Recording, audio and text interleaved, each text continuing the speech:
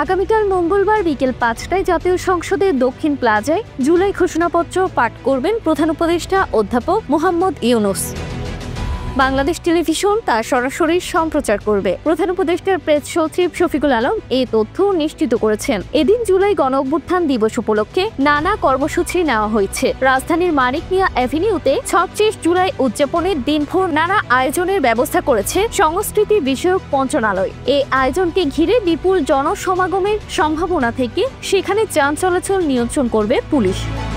জুলাই গণঅভ্যুত্থানের দিবসের আয়োজনের মধ্যে থাকছে সকাল ১১টায় টংয়ের গান, ১১টা২০ সাইমুম শিল্পী গোষ্ঠী, ১১টা৪০ কলরব শিল্পী গোষ্ঠী, ১২টা৫ নাহি, ১২:৩০ তাসফিক সঙ্গীত পরিবেশন করবেন। দুপুর ১টায় নামাজের বিরতির পর একে একে পারফর্ম করবেন চিটাগং হিপ হপ, হুড, সুজান এবং শূন্য ব্র্যান্ড। এরপর দুপুর ২টা২৫ ফ্যাসিস্টের পলায়নক্ষণ উদযাপন করা হবে। পলায়নক্ষণ উদযাপনের পর আবারও শুরু হবে কনসার্ট।